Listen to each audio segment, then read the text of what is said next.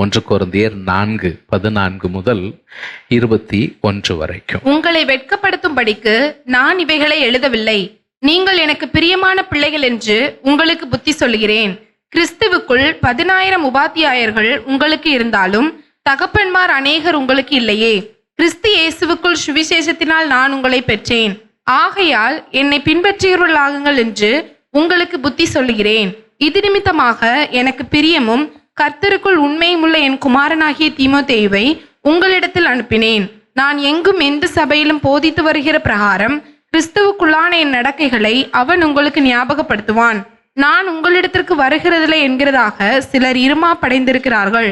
ஆகிலும் கர்த்தருக்கு சித்தமானால் நான் சீக்கிரம் உங்களிடத்திற்கு வந்து இருமாப்படைந்திருக்கிறவர்களுடைய பேச்சை அல்ல, அவர்களுடைய பலத்தையே அறிந்து கொள்ளுவேன். தேவனுடைய ராஜ்யம் பேச்சிலே அல்ல, பலத்திலே உண்டாயிருக்கிறது.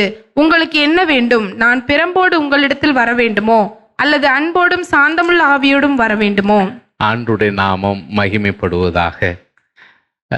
இந்த வேத பகுதி அப்போஸ்தலனாகிய பவுல் இந்த 1 கொரிந்தியர் முதல் 4 அதிகாரங்களில் மேன்மை பாராட்டுதல், பெருமை பாராட்டுதல், இதனால சபையில் இருக்கக்கூடிய தீங்கு என்ன? முதல் தீமையாய் அவர் சொல்றது, சபையில பிரிவினை இருக்கிறது. சிலர் தங்களை பேதுருவை சேர்ந்தவர்கள் என்கிறார்கள், சிலர் தங்களை பவுலை சேர்ந்தவர்கள் என்கிறார்கள், சிலர் தங்களை அப்போலோவை சேர்ந்தவர்கள் என்கிறார்கள், வேறு சிலர் தங்களை இயேசுவை சேர்ந்தவர்கள் என்று சொல்றாங்க. ஒவ்வொருத்தரும் ஒவ்வொரு குரூப்பா டீமா இருக்கிறாங்க. இதற்கு அடிப்படையாய் இருக்கிறது வீண் பெருமை, வீணான பெருமை பாராட்டல். அப்ப இதை சரி செய்வதற்கு என்ன செய்யணும் என்பதைத்தான் அவர் ஒவ்வொன்றாக பேசி வருகிறார். அப்படி பேசி வருகிற விஷயத்தில் கடந்த வாரத்தில் நம்ம அந்த 4ஆம் அதிகாரம் முதல் 6 வசனங்களை நாம் சிந்தித்தோம்.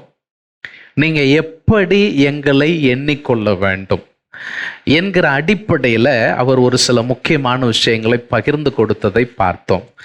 இன்றைக்கு நாம் அதில் பின்பகுதியில் இருக்கக்கூடிய வேத பகுதியிலிருந்து அப்போஸ்தலனாகிய பவுல் இந்த சபையோடு கூட இவருக்கும் இந்த சபைக்கும் என்ன உறவு இருக்கிறது அப்படிங்கிறத இந்த வேத பகுதிகளில் அவர் சொல்லுகிறார்.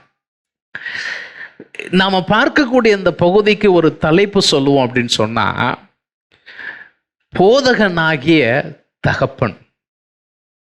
இல்லைன்னு சொன்னா புத்தி சொல்லி நடத்துகிற ஒரு தகப்பன். அப்போஸ்தலனாகிய பவுல் இந்த சபையாரை எவ்விதமாக காண்கிறார் அப்படிங்கிறது தான் அவர் அங்க சொல்லி வருகிறார். அந்த வகையில ஒரு தகப்பனாய் இவர்களுக்கு என்ன மாதிரியான புத்திமதிகளை கொடுக்கிறார் என்பதை சொல்றார். தொடர்ந்து அவர் என்ன சொல்றாரு, நான் உங்களுக்கு தகப்பனாய் இருப்பது மாத்திரமல்ல, நீங்கள் பின்பற்றக்கூடிய நல்ல முன்மாதிரியா நான் என்ன செய்றேன், இருக்கிறேன்.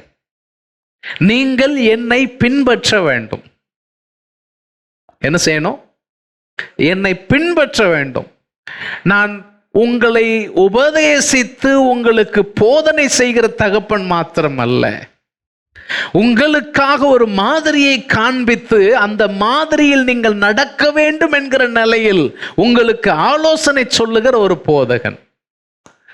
கடைசியில் சொல்றாரு, நான் தகப்பனாய் புத்தி சொல்லுவது மட்டுமல்ல, நான் போதகனாய் முன்மாதிரியை காண்பிப்பது மட்டுமல்ல, தேவைப்படுமானால் நான் பெரம்பவையும் எடுக்க தயாராயிருக்கிற தகப்பன். நான் புத்தியும் சொல்லுவேன், நான் முன்மாதிரியும் காண்பிப்பேன், நான் திருத்தவும் செய்வேன். இதுதான் எனக்கும் சபையாராகிய உங்களுக்கும் இடையில் இருக்கக்கூடிய உறவு. இதைத்தான் அவர் சொல்லுகிறார். இதைத்தான் நம்ம சுருக்கமா பார்க்க போகிறோம். 4ஆம் அதிகாரம் 14வது 15வது வசனங்களிலே அவர் எவ்விதமா, அதாவது அதுல முந்தின வசனங்களை நம்ம வாசிக்கல, அந்த மேன்மை பாராட்டல் அவசியமில்லை என்பதை அவர் வலியுறுத்தி சொல்லும் பொழுது அந்த 7வது வசனத்தில் ஒரு விஷயத்தை சொல்றாரு. இதை மாத்திரமே தனியா பேசலாம். உண்மையிலே அப்போஸ்தலனாகிய பவுலுடைய எல்லா விதமான உபதேசங்களையும் உள்ளடக்கிய ஒரு ஸ்டேட்மெண்ட்டா இதை நான் பார்க்கிறேன். இதவே பேசணும்னா நம்ம பல வாரங்கள் பேசலாம். அவ்வளவு அற்புதமான ஒரு ஸ்டேட்மெண்ட். அவர் என்ன கேட்காரு பாருங்க, அன்றியும் உன்னை விசேஷித்தவன் ஆகும்படி செய்கிறவர் யார்? உன்னை ஸ்பெஷலா ஆக்குறது யாரு? உன்னை விசேஷித்தவன் ஆகும்படி செய்கிறவன் யார்? Who makes you special? உனக்கு உண்டாயிருக்கிறவைகளில் நீ பெற்றுக்கொள்ளாதது யாது? நீ எதை பெற்றுக்கொள்ளவில்லை? நீ பெற்றுக்கொண்டவனானால், ஒருவேளை நீ பெற்றுக்கொண்டவன் என்று வைத்தால், பெற்றுக்கொள்ளாதவன் போல் ஏன் மேன்மை பாராட்டுகிறாய்? பெற்றுக்கொள்ளாதவன் போல ஏன் தம்பட்டம் அடிக்கிறாய்? இந்த வார்த்தைகளை அப்படியே உங்க மனசுல கொண்டு வந்து பாருங்க. உன்னை விசேஷித்துக் கொள்ளுகிறது யார்? உனக்கு கிடைக்காதது என்ன இருக்கு? இன்னும் கொஞ்சம் மேல இதை நீங்க குறிக்கணுங்கிறதுக்காக, நீங்க வீட்டுல போய் திரும்ப அதை தியானிக்கணுங்கிறதுக்காக இந்த பகுதிகள் எல்லாம் காமிக்கிறேன். 3ஆம் அதிகாரம் 21, 22, 23 பாத்தீங்கன்னா, இப்படி இருக்க ஒருத்தன் கூட மனுஷரை குறித்து மேன்மை பாராட்டாதிருப்பான். மேன்மை பாராட்டக்கூடாது. எல்லாம் உங்களுடையதே. என்ன சொல்றாரு சொல்லுங்க. இங்க 4:7 கேட்கிறாரு, உனக்கு உண்டாயிருக்கிறவைகளில் நீ பெற்றுக்கொள்ளாதது, உனக்கு எதுதான் கிடைக்கல அப்படிங்கிறாரு. இங்க சொல்றாரு எல்லாம் உங்களுடையது.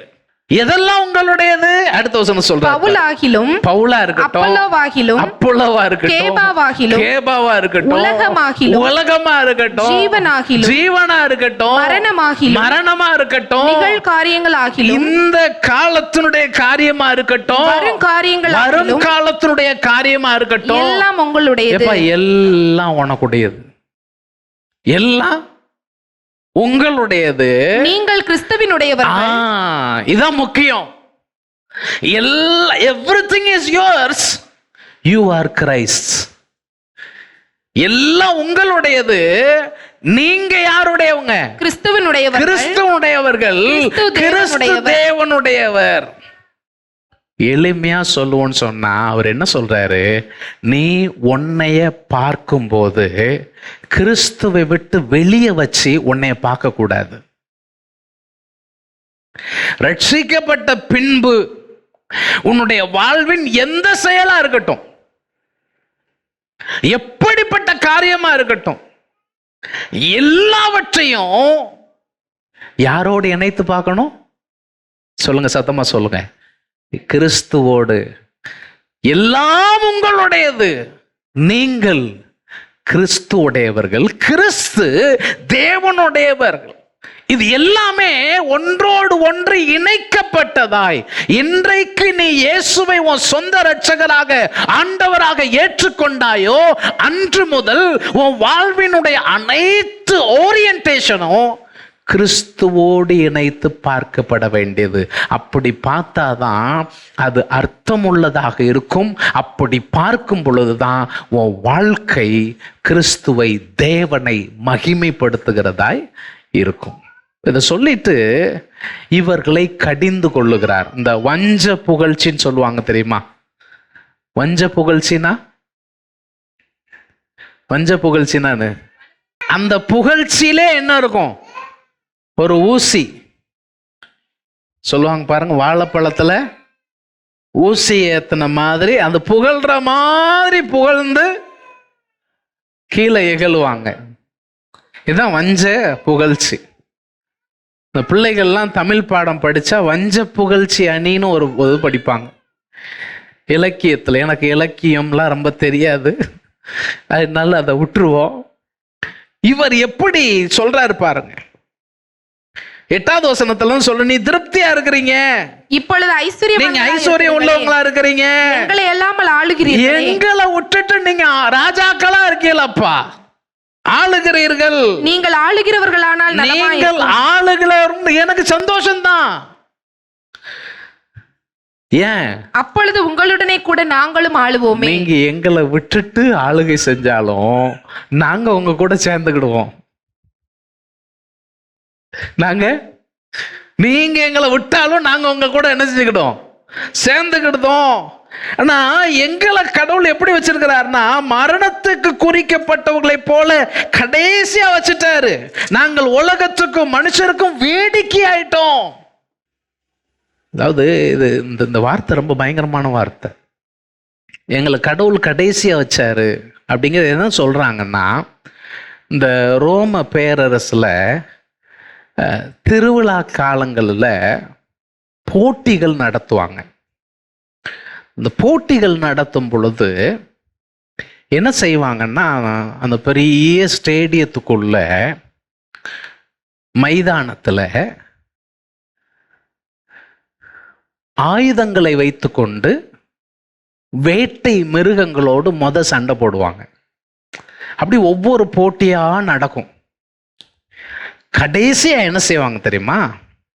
இந்த தேசத்துல மரண தண்டனைக்கு நியமிக்கப்பட்டவங்க இருப்பாங்க பாருங்க. இந்த மரண தண்டனைக்கு நியமிக்கப்பட்டவங்களை கடைசியா ஸ்டேடியத்துக்குள்ள விடுவாங்க, மைதானத்துல விடுவாங்க. மரணத்திற்கு குறிக்கப்பட்டவர்களை மைதானத்துல விடும்போது அவங்க கையில என்ன இருக்காது? ஆயுதம் இருக்காது. அவர்களை அப்படியே எந்த ஒரு பொருளும், தங்களை பாதுகாப்பதற்கு எந்த ஒரு பொருளும் இல்லாம உள்ள கொண்டு விட்டுருவாங்க. கொடிய விலங்குகள் அவர்களை வேட்டையாடும். சுத்தி இருக்கிறவங்க என்ன செய்வாங்க? ஃபைனலா அந்த ஐசிங் ஆன் த கேக்னு சொல்ற மாதிரி கடைசியா மனுஷனுக்கு அப்படியெல்லாம் ரசனை இருந்திருக்கு பாருங்க. எவ்வளவு கொடூரமான ரசனை பாருங்க, காட்டுமராண்டித்தனம். ஆனா இது கவர்மெண்ட் ஃபங்க்ஷனா கூட நடத்துறாங்க, அவ்வளவு மேன்மையா நடத்துறாங்க.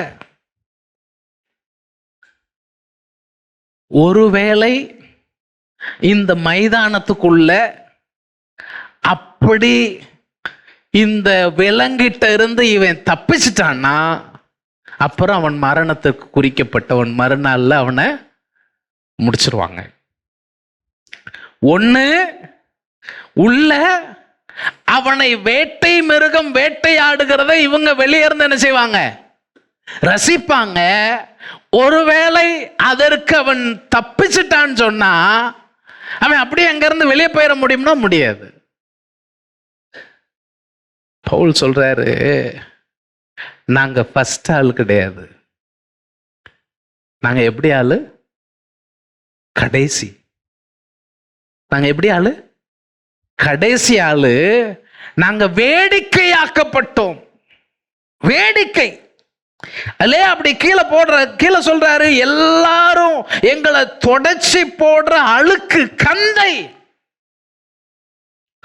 வேஸ்ட் துணி மாதிரி நாங்க ஆயிட்டோம்.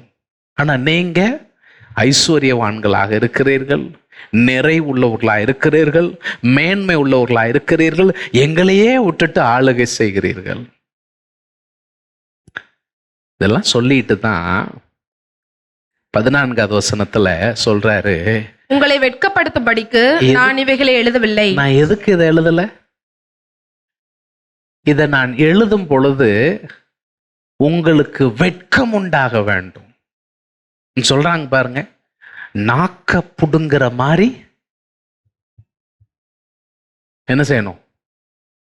4 வார்த்தை நறுக்குன்னு கேட்கணும்.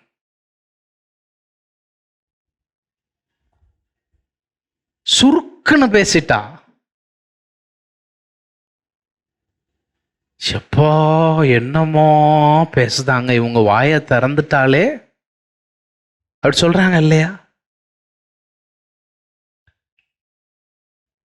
ஒரு தகப்பனாய் இவர் சொல்றாரு, நான் எழுதுகிறது எதுக்கு எழுதல? சத்தமா சொல்லுங்க. இங்க பெற்றோர் இருக்கிறீங்க,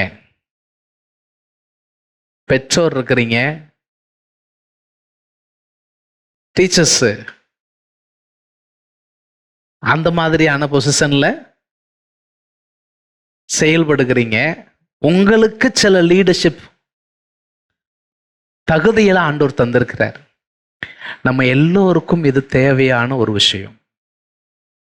நாம நமக்கு தேவன் கொடுக்கப்பட்டிருக்கிற பொறுப்பில் எப்பொழுதும் எதையும் நமக்கு கீழே இருக்கிறவங்க வெட்கம் அடைய வேண்டும் என்பதற்காக செய்யக்கூடாது.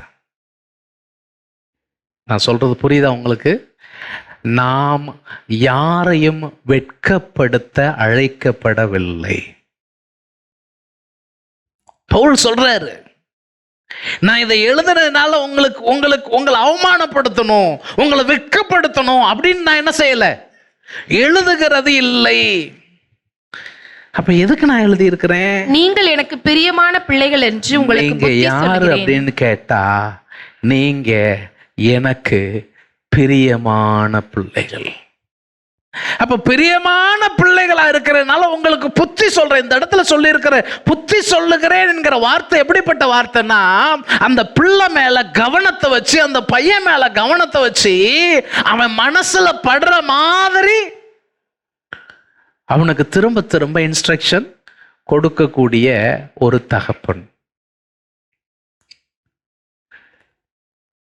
ஒரு பெற்றோர் பிள்ளைகளுக்கு புத்தி சொல்றதுல அதிகமான கவனம் எடுத்துக்கிடுவாங்க. சில நேரம் பிள்ளைகளுக்கு,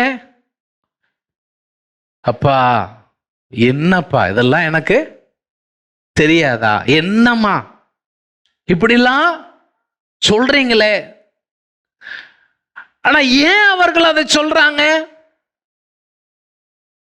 நம்ம பிள்ளை பத்திரமா இருக்கணும், நம்ம பையன் பத்திரமா இருக்கணும், அவங்களுடைய காரியங்கள் எல்லாம் அவங்களுக்கு இன்னைக்கு அவங்களுக்கு அறிவு பெருகிருச்சு, படிப்புல உயர்ந்திருக்கிறார்கள், எல்லாம் நல்லா இருக்கு.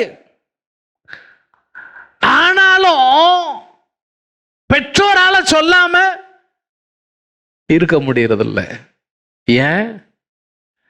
ஏன்னா பெற்றோருக்கு பிள்ளைகள் மேல என்ன இருக்கு?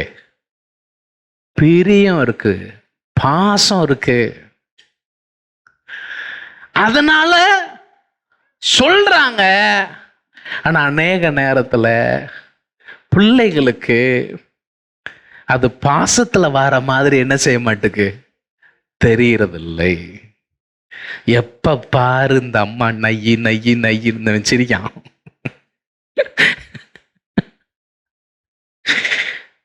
இந்த அப்பாவுக்கு வேற வேலையே கிடையாது, அவர் என்னையவே நோண்டிக்கிட்டே இருக்காரு. பவுல் சொல்றாரு, எப்பா நான் எதுக்கு எழுதல, உங்களை என்ன செய்யணும், வெட்கப்படுத்தணும் என்பது என்னுடைய நோக்கம் அல்ல, நீங்கள் எனக்கு பிள்ளைகள். தொடர்ந்து சொல்றாரு, கிறிஸ்துவுக்குள் உங்களுக்கு 10,000 டீச்சர்ஸ் இருக்கலாம். உபாத்தியாயர்னா டீச்சர்ஸ், 10,000 டீச்சர்ஸ் இருக்கலாம். ஆனா தகப்பன்மார் அநேகர் உங்களுக்கு இல்லையே. அநேகர் உங்களுக்கு இல்லையே.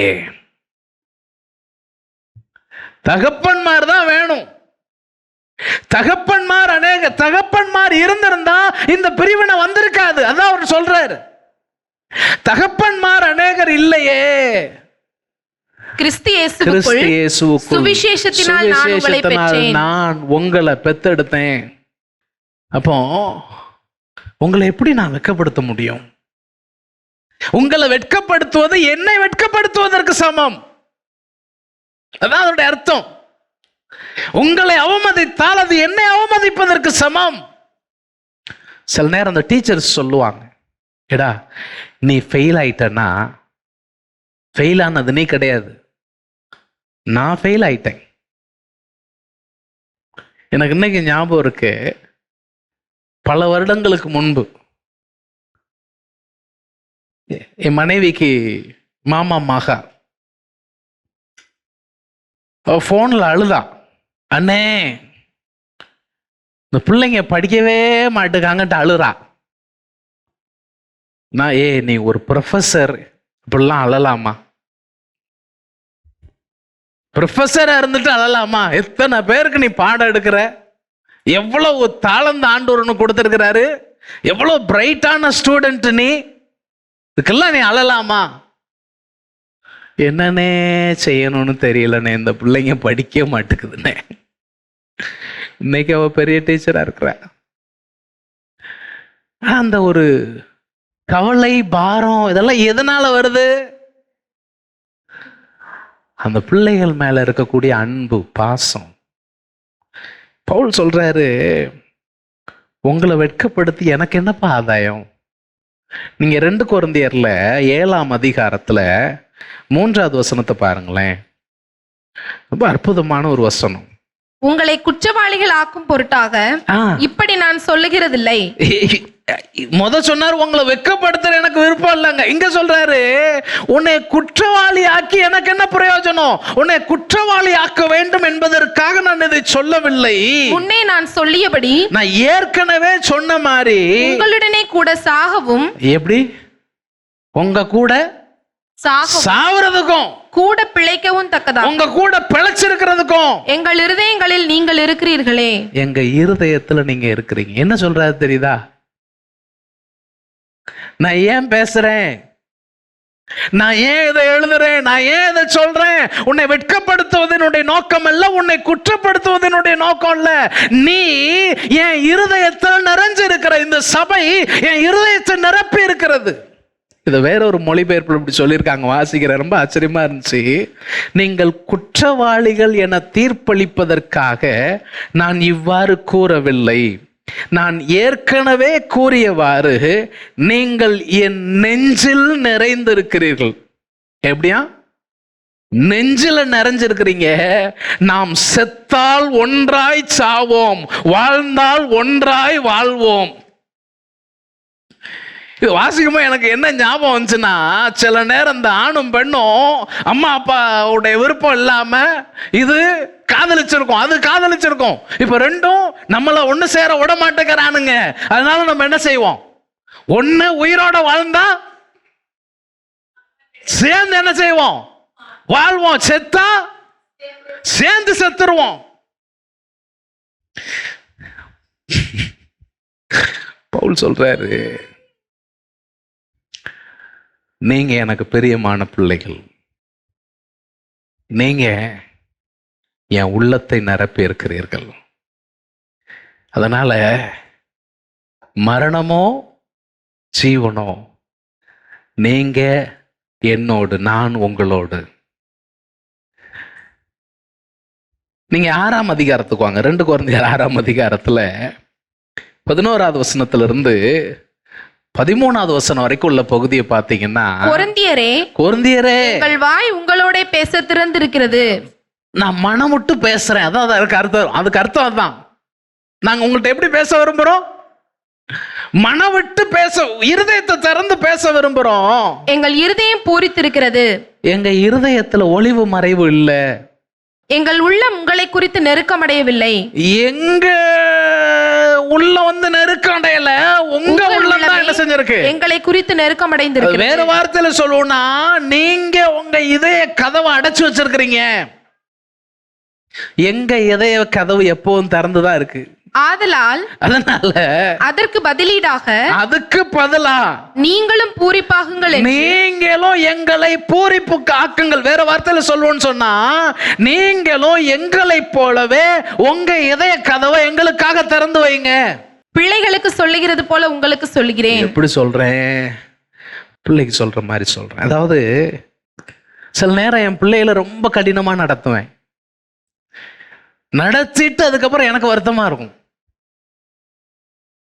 ஆனா அவர்களை கடினமாய் நடத்துகிறது அவர்களை காயப்படுத்த வேண்டும் என்றோ அல்லது அவர்களை அப்படியே கேடு கெட்டு போட்டோம் அப்படிங்கிறதுக்காகவும் செய்யறது இல்லை. எதுக்காக ஒரு தகப்பன் அதை செய்யறான்? இந்த எபிரேயர்ல ரொம்ப அழகா சொல்லியிருக்கிறாங்க. 12ஆம் அதிகாரம் நீங்க எடுத்து வாசிக்க வேண்டாம். இந்த பூமியில இருக்கக்கூடிய தகப்பன்மார் தங்களுக்கு தெரிந்தபடி அவர்கள் நம்மளை என்ன செஞ்சு நடத்தினாங்களாம்? சிட்சித்து நடத்தினார்கள். ஆனா அந்த பரம தகப்பன், அவருக்கு எல்லாம் தெரியும். அவர் உங்களை சிட்சித்து என்ன செய்றார்? நடத்துகிறார். அப்போ இந்த பகுதியில் அப்போஸ்தலனாகிய பவுல் சொல்றாரு, உன்னை வெட்கப்படுத்தணும் என்போ, உன்னை குற்றப்படுத்தணும் என்றோ எனக்கு விருப்பம் இல்லை. ஆனால் நீங்கள் நல்லா வாசித்து பார்த்தீங்கன்னா அந்த கொரிந்தியர் நிருபம் 2 நிருபம் தான் நமக்கு பைபிளில் சொல்லியிருக்கு. நமக்கு இருக்கிறது 2 நிருபம் தான். ஆனால் அந்த கொரிந்தியர் நிருபத்தில் எழுதப்பட்டிருக்கிற விஷயங்கள் எல்லாம் நம்ம கவனித்து ஆராய்ச்சி செஞ்சு பார்த்தா 4 நிருபங்கள் எழுதியிருக்கிறார். இந்த சபைக்கு எத்தனை நிருபம் எழுதியிருக்கிறாரு? 4 நிருபம் எழுதியிருக்கிறாரு. 2 தொலைஞ்சு போச்சு. இப்போ நம்மகிட்ட இருக்கிறது 2வது நிருபமும் 4வது நிருபமும் தான். முதல் நிருபமும் 3வது நிருபமும் காணவில்லை, இல்லை. 2 4 தான் 1 2ன்னு என்ன செஞ்சிருக்கிறாங்க, வைத்திருக்கிறாங்க. இந்த நிருபத்தை எழுதின பின்பு அவர்களை நேர போய் சந்திக்கிறார். ஏன்னா ஏகப்பட்ட பிரச்சனை அந்த சபையில. நேர போய் சந்திக்கும் போது அவருக்கு மிகப்பெரிய வருத்தம். அவர் சந்தோஷமா இல்ல, அவர் அதிகமாய் துக்கப்படுத்தினதை குறித்து எழுதுறாரு பாருங்களேன். நீங்க 2 கொரிந்தியர் 12ஆம் அதிகாரம் 14வது 15வது வசனத்தை பாருங்க. இதோ உங்களிடத்திற்கு 3ஆம் தரம் வர ஆயத்தமாய் இருக்கிறேன். எத்தனாவது தடவை? ஏற்கனவே ஒருக்க வந்தாரு, வந்தப்ப ரொம்ப வருத்தப்பட்ட. 2ஆம் அதிகாரம் முதல் வசனத்துல இருக்கு, நீங்க இப்ப எடுத்து வாசிக்க வேண்டாம். 2 கொரிந்தியர் 2:1 வீட்டுல போய் வாசிங்க. இப்போ 3வது தடவை நான் வாரேன், நான் உங்களை வருத்தப்படுத்துவதில்லை. நான் என்ன செய்ய விரும்பல? இப்ப நான் உங்களை என்ன செய்ய விரும்பல? வருத்தப்படுத்த விரும்பல. நான் உங்களுடையதே அல்ல. உங்களுடையது கிடையாதுப்பா, உங்களையே தேடுகிறேன். தான் தேடுறேன். பெற்றாருக்கு பிள்ளைகள் அல்ல, பெற்றோருக்கு பிள்ளைகள் அல்ல, பிள்ளைகளுக்கு பெற்றோரே பொக்கிஷங்களை என்ன செய்யணும்? சேர்த்து வைக்க வேண்டும். அதனால உங்களுடையது எனக்கு விருப்பம் அல்ல, உங்களை தான்ப்பா நான் தேடுறேன்.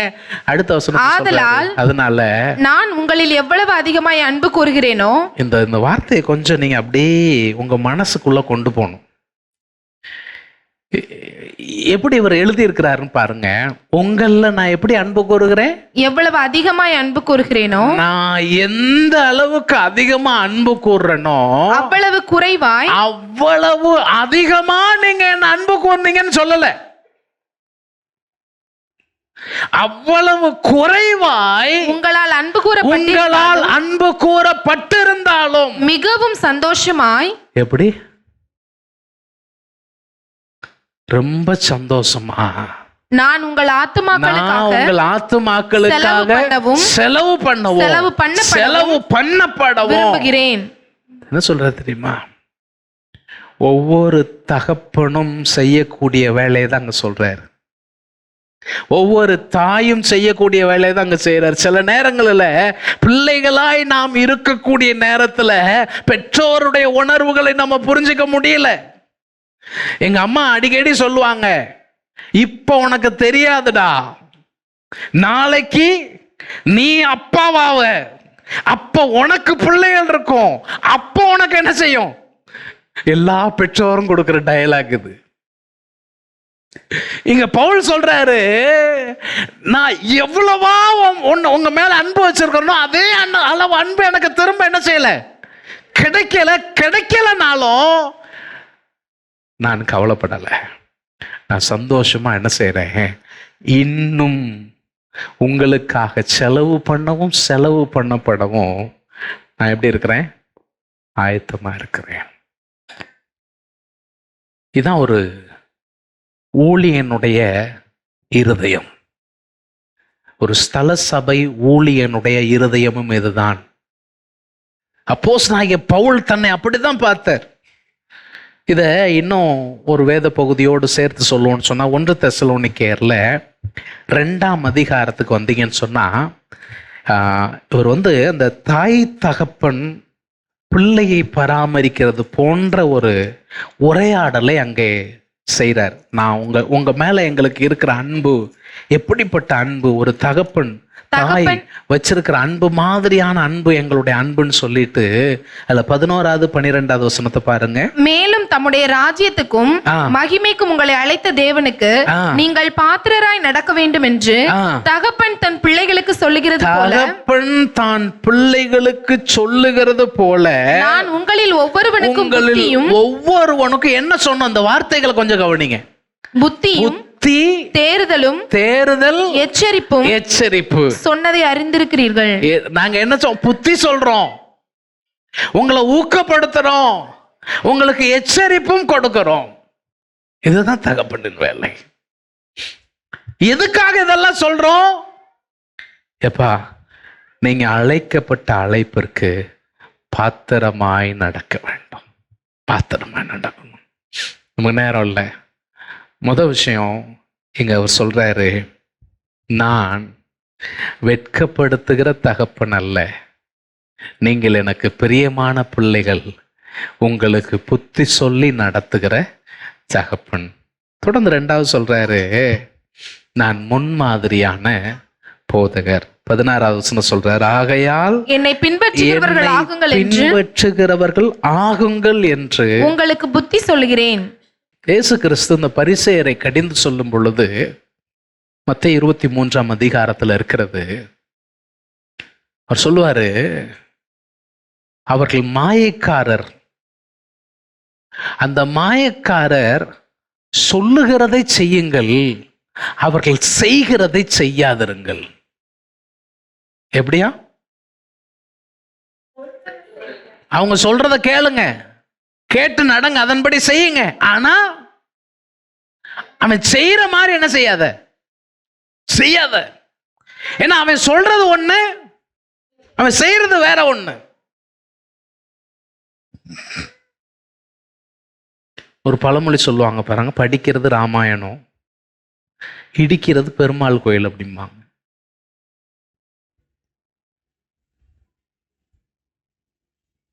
மனசுக்குள்ள இருக்கிறது ஒண்ணு, சொல்றது ஒண்ணு, செயல்பாடு வேற மாதிரி இருக்கு. ரொம்ப நாளைக்கு முன்னால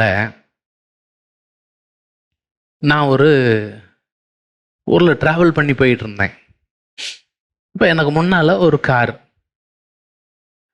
அந்த கார்ல எழுதியிருக்கு, சிலர் ரொம்ப டச்சியா கேட்சியாலாம் எழுதுவாங்க. நெருங்கி வா,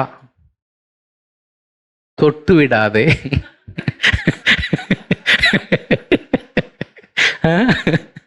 அப்படி அப்படி ஒவ்வொருத்தரும் ஒவ்வொரு ரகரகமா எழுதியிருப்பாங்க. இவர் எழுதியிருக்கிறாரு, don't follow me, follow Jesus. என்னை தொடர்ந்து வராதே, இயேசுவை தொடர்ந்து போ. இது சரிதானா?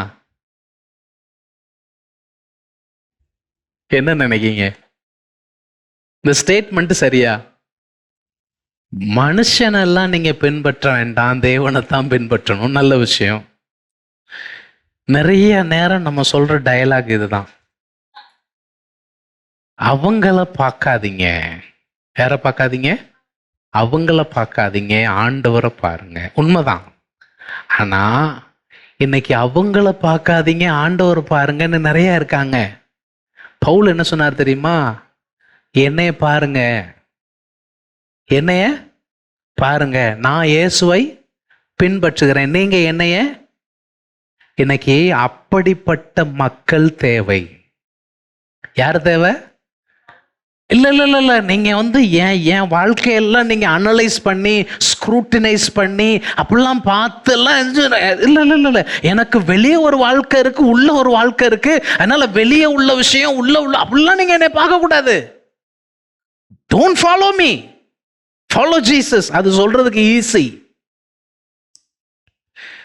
எதை ஆண்டவர் விரும்புகிறார்னா, பவுல் சொல்றார் பாருங்க, என்னை பின்பற்றுகிறவர்கள் ஆகுங்கள். இதுதான் ஒவ்வொரு ஊழியன் மட்டுமல்ல, ஒவ்வொரு விசுவாசியும் தான் வழி நடத்தக்கூடிய விசுவாசிட்டு எதை சொல்லணும்? என்னைய பின்பற்றுங்க. பவுல் இதை இன்னும் அழகா சொல்லும் போது இன்னொரு பகுதியில் 1 கொரிந்தியர் 11ஆம் அதிகாரத்தில் முதல் வசனத்தில் என்ன சொல்றாரு பாருங்களேன், நான் கிறிஸ்துவை பின்பற்றுகிறது போல நீங்கள் என்னை பின்பற்றுகிறவர்களாய் இருங்கள். இன்னைக்கு நம்ம சொல்ல முடியுமா? சரி, ஏன் இந்த இடத்துல இப்படி சொன்னார்? அந்த ஒரு கேள்வி இருக்கு இல்லையா? 1 கொரிந்தியர் 11:1 ஏன் அப்படி சொன்னார்? அதுக்கு விளக்கம் நீங்க முந்தின அதிகாரத்துல பார்க்கணும். அதாவது 1 கொரிந்தியர் 8ஆம் அதிகாரத்துல இருந்து 10ஆம் அதிகாரம் கடைசி வரைக்கும் இந்த விக்கிரகங்களுக்கு படைக்கப்பட்டதை சாப்பிடலாமா வேண்டாமா அப்படிங்கிறதான ஒரு கேள்விக்கான விடையை சொல்லுகிறதற்கான ஒரு முயற்சி எடுக்கிறார். அதெல்லாம் பல ஆர்கியூமெண்ட் கொண்டு போறார். அதுல அந்த 10ஆம் அதிகாரத்துல கடைசி 2 வசனங்கள் 32, 33 பாத்தீங்கன்னா, நான் என் சுய பிரயோஜனத்தை நீங்க தேடாமல் எதுல என்னை பின்பற்றணும் அப்படிங்கிற ஒரு கேள்விக்கு அவர் என்ன பதில் சொல்றாருன்னா, நானு எதை தேட மாட்டேன். என் சுய பிரயோஜனத்தை தேடாமல். என்ன வார்த்தை பாருங்களேன்! நான் எதை தேடல? என் சொந்த ஆதாயத்தை நான் என்ன செய்யல? தேடாமல் அநேகருடைய பிரயோஜனத்தை தேடி. இன்னைக்கு நீங்க புரிஞ்சுக்கிட வேண்டிய விஷயம் என்னன்னா, ஐயா நான் சர்ச்சுக்கு வர்றது எனக்காக வாரேன் அப்படிங்கறதெல்லாம் நீங்க ரட்சிக்கப்பட்ட துவக்கத்துல அதை சொல்லலாம். ஆனா நீங்க கிறிஸ்துவுக்குள் வளருகிறீங்கன்னு சொன்னா, நான் ரட்சிக்கப்பட்டது எனக்காக மட்டுமல்ல, நான் ரட்சிக்கப்பட்ட பொழுது ஒரு குடும்பத்தில் இணைக்கப்பட்டிருக்கிறேன். I am part of the family. அதனால நான் அந்த குடும்பத்தின் உறுப்பினரா இருக்கிறதுனால நான் என்னுடைய சுய பிரயோஜனத்தை அல்ல, என் பிரயோஜனத்தை தேடுகிறது இன்னொருத்தருக்கு வருத்தத்தை ஏற்படுத்துமானால், இன்னொருத்தருக்கு இடரலை ஏற்படுத்துமானால் நான் அதை செய்ய மாட்டேன். நான் என் சுய பிரயோஜனத்தை தேடாமல் அநேகருடைய பிரயோஜனத்தை தேடி அவர்கள் ரட்சிக்கப்படும்படிக்கு எவ்விதத்திலும் எல்லாருக்கும் பிரியமாய் நடக்கிறது போல. இதுதான் முக்கியம். என்ன சொல்றாரு? நான் எவ்விதத்திலும் எல்லாருக்கும் பிரியமாய் நடக்கிறது போல நீங்களும். பாத்தீங்களா? பவுல் சொல்ற, நீங்கள் என்னை பின்பற்றுகிறவர்கள் ஆகுங்கள். Follow me as I follow Christ. நான் எப்படி செய்கிறேன் அத மாதிரியே நீங்களும். யூதருக்கும், அது யூதரா இருக்கலாம், கிரேக்கரா இருக்கலாம், தேவனுடைய சபைக்கும், தேவ சபையா இருக்கலாம், இடரலற்றவர்களாய் இருங்கள். நான் இடரல் இல்லாதவனாய் இருக்க வேண்டும். என்ன பார்த்து ஒருத்தர் என்ன செஞ்சிடக்கூடாது? இடறி போயிடக்கூடாது. சில நேரங்களில் பார்த்தீங்கன்னா, சிலர் தவறு செய்கிறதற்கு துணிகிறதற்கு காரணம் என்னன்னா, அவங்க சர்ச்சுக்கு 30 வருஷமா போயிட்டு இருக்கிறாங்க, அவங்களே அதை செய்யறாங்க, அவங்களுக்கு அது தப்பா என்ன செய்யல படலை. அப்ப நான் இன்னைக்கு தான் ஆண்டவரை ஏத்திருக்கிறேன், இப்போ 1-2 வருஷமா தான் நான் சர்ச்சுக்கு வந்து, அவங்களே அப்படி இருக்கும்போது நான் இருந்தா என்ன? அப்ப அவங்களுக்கு தப்பா தெரியல, அப்ப இது எனக்கும் என்ன கிடையாது. நான் என்ன செய்யறேன்? இடர பண்ணுகிறேன். அப்போஸ்தலனாகிய பவுல் தன்னை முன்மாதிரியாக நிறுத்தினார். இன்னொரு வேத பகுதியை கூட நம்ம வாசிக்கலாம். பிலிப்பியர் 3ஆம் அதிகாரம் 16வது 17வது வசனத்தை பார்த்தீங்கன்னா, ஆகிலும் நாம் எதுவரையில் தேறி இருக்கிறோமோ அது முதல் ஒரே ஒழுங்காய் நடந்து கொண்டு. எப்படி நடக்கணும்? ஒரே ஒழுங்கா நடந்து ஒரே சிந்தையா இருக்கணும். நீங்க ஒரே ஒழுங்கா இருங்க. இதுதான் இங்க கொரிந்து சபைக்கும் பேசிட்டு இருக்காரு. எப்போ உங்களுக்குள்ள பிரிவினை கிடக்கு, உங்களுக்குள்ள யாரு பெரியவன் என்கிற பேச்சு நடக்கு, நீங்க ஒரே ஒழுங்கா வரணும், ஒரே சிந்தையா இருக்கணும். சகோதரரே நீங்கள் என்னோட கூட பின்பற்றுகிறவர்களாகி கூட என்ன செய்யணும்? அங்க சொன்னாரு சபையார் வந்து யூ ஃபாலோ மீ அப்படின்னாரு. இங்க என்ன சொல்றாரு? பிலிப்பியரை பார்த்து சொல்றாரு, நீங்கள் என்னோடு கூட பின்பற்றுகிறவர்களாகி நாங்கள் உங்களுக்கு வழி காட்டுகிறபடி நடக்கிறவங்களை என்ன செய்யுங்க? நோக்குங்கள். ஆமா, என்ன செய்யக்கூடாதுன்னா, இவங்க எல்லாம் பாஸ்டர் சொன்ன மாதிரி நடக்கல, அப்ப நானும் அப்படி என்ன செய்யலாம் இருக்கலாம் அப்படின்னு இருக்கக்கூடாது. இவங்க எல்லாம் பாஸ்டர் சொன்ன மாதிரி என்ன செய்யறாங்க? நடக்கிறாங்க. அப்ப நம்மளும் என்ன செய்வோம்? அப்படி இருப்போம். சில நேரம் சொல்லுவாங்களா, அந்த பையன் நல்ல பையன்தான், ஆனாலும் சேர்க்க சரியில்லை. பிரச்சனை எதனால வந்துச்சு? சேர்க்க சரியில்லை. இந்த பிள்ளைகளையுமே, படிக்கிற பிள்ளைகளையுமே சொல்லுவாங்க, ஏய் நீ படிக்காத பிள்ளையோடையே கூட சேர்ந்துட்டு இருந்தா நீ என்ன செய்ய மாட்ட, அவனும் உருப்பட மாட்டான், நீயும் என்ன செய்ய மாட்ட, உருப்பட மாட்ட. இவர் அந்த மாதிரி தான் சொல்றாரு. நீங்க தப்பான ஆட்களை என்ன செய்யாதீங்க, நாங்க சொல்றதே கேட்காம ஒழுங்கா ஆண்டவரை தேடாம அப்படி இருக்கிற ஆட்களை என்ன செஞ்சிடாதீங்க, முன்மாதிரியா வைக்காதீங்க. நீங்க யார முன்மாதிரியா வைங்க, நாங்கள் வழி காட்டுகிறபடி நடக்கிறவர்கள். பவுல் என்ன சொல்றாருன்னா, நானும் நடக்கிறேன், என்னை போல நடக்கிற மற்றவர்களும் இருக்கிறார்கள், மற்றவங்களும் இருக்கிறாங்க. நடக்கிறவங்களை நீங்க என்னன்னு பாருங்க, முன்மாதிரியா பாருங்க. ஏன் இது நோக்குங்கள் அப்படின்னு சொல்லி இருக்காரு. நோக்குங்கள்னா நீங்க தேடணும். ஏன் பாஸ்டர் இவ்வளோ பெரிய சர்ச்சில் இப்படி நடக்கிறவங்கள தேடணுமா அப்படின்னு கேட்டீங்கன்னா, அதுக்கு அடுத்த வசனத்துல பதில் சொல்றாரு. ஏனெனில் ஏன் அநேகர் வேறு விதமாய் நடக்கிறார்கள். அநேகர் எப்படி நடக்காங்க? அந்த அநேகர் அப்படின்னா என்னதுங்க? அநேகர்னு நிறைய பேரு. அநேகர் எப்படி நடக்காங்க? நான் வழிகாட்டின மாதிரி நடக்கல, அநேகர் வேற மாதிரி நடக்கிறாங்க. அவர்கள் கிறிஸ்துவின் சிலுவைக்கு பகைஞர் என்று உங்களுக்கு அநேகம் தரம் சொன்னேன், கண்ணீரோடு கூட சொல்லுகிறேன். பவுல் சொல்றாரு, அவர் காலத்திலேயே அநேகர் வேறு விதமா நடந்திருக்கிறாங்க. இன்னைக்கு உள்ள காலம் அந்த காலத்தோட இந்த காலம் ரொம்ப மோசமான காலம். அதனால நம்மள என்ன செய்ய வேண்டியிருக்கு, சரியான முன்மாதிரியை தேடி அந்த முன்மாதிரியில பிரயாணம் பண்ண வேண்டியது அவசியமா இருக்கிறது. அதுதான் ரொம்ப ரொம்ப முக்கியம்.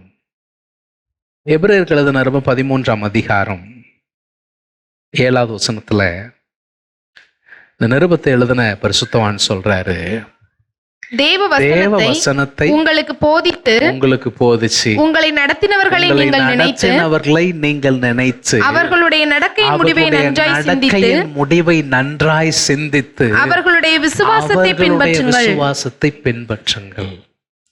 இதெல்லாம் இது முன் சென்றவர்கள், உங்களை விசுவாசத்துல நடத்தினவங்க. ஆனா இன்னைக்கு அவங்க இல்லை. உங்களுக்கு போதகராக தலைவராக இருந்தவர்கள் இன்றைக்கு இல்லை. ஏன்னா அவர்களுடைய நடக்கையின் முடிவுங்கிறது எங்க இருக்குன்னா, அவங்க செத்துட்டாங்க. செத்ததுக்கு அப்புறம் தான் நடக்கையின் முடிவுங்கிறது சொல்ல முடியும். உயிரோடு இருக்கும்போது சொல்ல முடியாது. அப்போ அவருடைய முடிவை நன்றாய் சிந்தித்து அவங்க விசுவாசத்தை நீங்க என்ன செய்யுங்க, பின்பற்றுங்க. பவுல் தன்னை சொல்லும்போது சொல்றாரு, நான் தகப்பனை போல புத்தி சொல்லுகிறவன், நான் ஒரு நல்ல முன்மாதிரியான ஆசிரியனாக இருக்கிறேன். நல்ல அந்த நம்ம வாசித்ததான 1 கொரிந்தியர் 4ஆம் அதிகாரத்தில் பின்பகுதியில், இது நிமித்தமாக எனக்கு பிரியமும் கர்த்தருக்குள் உண்மையும் உள்ள என் குமாரனாகிய தீமோத்தேயுவை உங்களிடத்தில் அனுப்பினேன். அதாவது நீங்க மட்டும் எனக்கு பிள்ளைகள் இல்லை, என்னுடைய உடன் ஊழியன் என்கிற நிலை இருக்கிற தீமோத்தேயும் எனக்கு யாருதான், பிள்ளைதான். உங்களிடத்தில் அனுப்பினேன். நான் எங்கும் எந்த சபையிலும் போதித்து வருகிற பிரகாரமாய் கிறிஸ்துவுக்கு உள்ளான என் நடக்கைகளை அவன் உங்களுக்கு ஞாபகப்படுத்துவான்.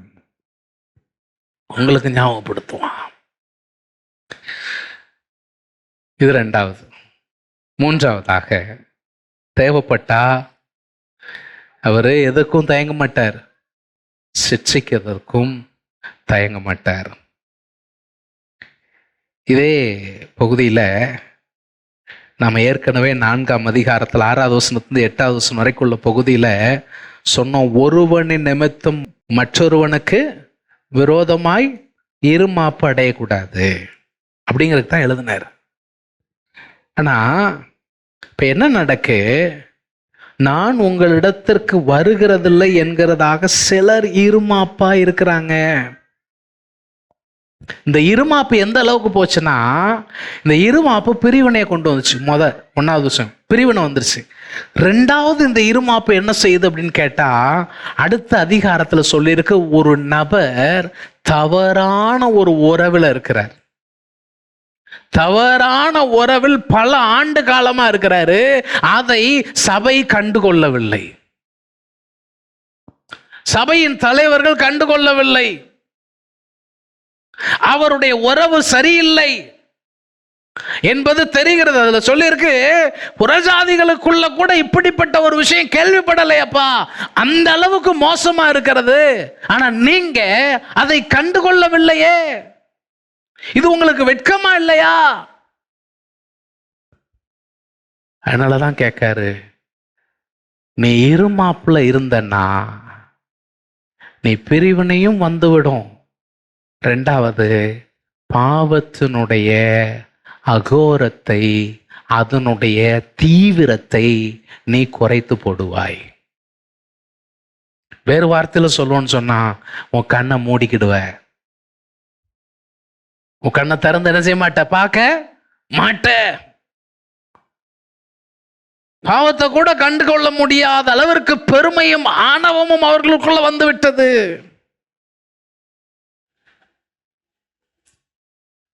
நான் சொன்னேன் பாருங்க, 2 கொரிந்தியர் 2ஆம் அதிகாரம் 1 வசனத்துல, நான் மறுபடியும் துக்கத்துடனே உங்களோடு கூட திரும்ப வர்றதுக்கு எனக்கு என்ன இல்லை, விருப்பம் இல்லை. ஏன்னா நான் கண்டிக்க வேண்டியிருக்கும்,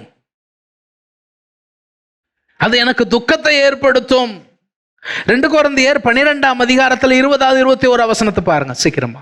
ஆகிலும் நான் வந்து உங்களை என் மனதின்படியே இருக்கிறவர்களாக காணாமலும் நானும் உங்கள் மனதின்படி இருக்கிறவனாக காணப்படாமலும் இருப்பேனோ என்றும், விரோதங்கள், வைராக்கியங்கள், கோபங்கள், வாக்குவாதங்கள், புறங்கூறுதல், கோச்சொல்லுதல், இருமாப்பு, கலகங்கள் ஆகிய இவைகள் உங்களுக்குள்ளே உண்டாயிருக்குமோவென்றும், மறுபடியும் நான் வருகிற போது என் தேவன் உங்களிடத்தில் என்னை தாழ்த்தும்படிக்கு முன் பாவம் செய்தவர்களாகிய அநேகர் தாங்கள் நடப்பித்த அசுத்தத்தையும் வேசித்தனத்தையும் காம விகாரத்தையும் விட்டு மனம் திரும்பாமல் இருக்கிறதை குறித்து நான் துக்கப்பட வேண்டியதா இருக்குமோ என்றும் பயந்திருக்கிறேன்.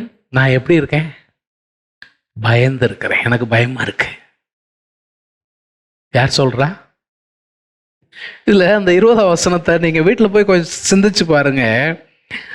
என் மனசுப்படி நீங்க இருக்கிறதா நான் காணாம உங்க மனசுப்படி நான் காணப்படாமல் இருப்பேனோ? என்னது? விரோதம், வைராக்கியம், கோபம், வாக்குவாதம், புறம் கூறுதல், கோள் சொல்லுதல், இருமாப்பு, கலகங்கள், இதெல்லாம் உங்கள்கிட்ட இன்னும் இருக்குமோன்னு எனக்கு என்ன இருக்கு? பயம். பயம். முன்பு செய்த அதே பாவத்தில் அதை விட்டு மனம் திரும்பாமல் இருக்கிறதை நான் கண்டால் எனக்கு எப்படி இருக்கும்? துக்கமா இருக்கும். சொல்லிட்டு தான் 13ஆம் அதிகாரத்துல திரும்ப சொல்றார், நான் 3ஆம் தரம் உங்களிடத்துல வருகிறேன், 3ஆவது தடவை வந்து வாரேன் நானு என்பது சொல்லுகிறார். ஆனா இதே பவுல் 7ஆம் அதிகாரத்துல இன்னொரு விஷயத்தையும் சொல்றார். 7ஆம் அதிகாரத்துல என்ன சொல்றாருன்னா, இவர் எல்லாரும் அந்த மாதிரி இல்லை, சிலர் மனமாற்றம் அடைந்தார்கள், மனம் திரும்பினாங்க. அதை குறித்து அவர் சொல்லும்போது என்ன சொல்ற, 7ஆம் அதிகாரம் 8 முதல் 12 வரைக்கும் உள்ள வசனத்தை பாருங்க, நம்ம முடிச்சிடலாம். ஆதலால் நான் நிருபத்தினாலே உங்களை துக்கப்படுத்தி இருந்தும், 1 கொரிந்தியரை பத்தி சொல்றார். 1 கொரிந்தியர்ல அந்த நிருபத்தை எழுதுனதுனால பல விஷயங்கள் உங்களை என்ன செஞ்சிச்சு? துக்கப்படுத்துச்சு. ஏன்னு சொன்னா, நானு அன்போட வரட்டுமா, பெரம்பெடுத்துட்டு வரட்டுமா, இதெல்லாம் நீ தவறாக செய்து கொண்டிருக்கிறாய், உன்னை திருத்தணும், எல்லாம் பேசியிருக்கிறேன். சோ நிருபத்தினாலே உங்களை துக்கப்படுத்தி இருந்தா கூட அந்த நிருபம் கொஞ்சம் பொழுதாகிலும் உங்களை துக்கப்படுத்தினதை குறிச்சு கண்டு நான் அதை பார்த்து மனஸ்தாபப்பட்டிருந்தா கூட இப்ப எனக்கு என்ன இல்ல. ஒரு தகப்பனா கண்டிச்சுட்டு மனசுக்குள்ள ஒரு வருத்தம் இருக்கு, ஐயோ நம்ம பேசிட்டோமேன்னு. ஆனா இவர் சொல்ல, எனக்கு துக்கம் இருந்துச்சு, ஆனா இப்ப துக்கம் இல்ல. ஏன்? இப்பொழுது சந்தோஷப்படுகிறேன். நீங்கள் துக்கப்பட்டதற்காக அல்ல, துக்கப்பட்டதுக்காக நான் சந்தோஷப்படல, மனம் திரும்புகிறதற்கு ஏதுவாக நீங்கள் துக்கப்படுகிறதற்காகவே நான் சந்தோஷப்படுகிறேன். நீங்கள் ஒன்றிலும் எங்களால் நஷ்டப்படாதபடிக்கு. இதுதான் விஷயம். பவுல் ஏன் நான் டிசிப்ளின் பண்றேன்னு கேட்டா, நீங்க நஷ்டப்பட்டுறக்கூடாது. தேவனுக்கு ஏற்ற துக்கம் துக்கம் அடைந்தீர்களே, தேவனுக்கு ஏற்ற துக்கம் பின்பு மனஸ்தாபப்படுகிறதற்கு இடமில்லாமல் ரட்சிப்புக்கு ஏதுவான மனம் திரும்புதலை உண்டாக்குகிறது. லௌகிய துக்கம் உலக பிரகாரமான துக்கம் தான் மரணத்தை உண்டாக்குகிறது. என்னதை உண்டு பண்ணுது? மரணத்தை உண்டு பண்ணுகிறது.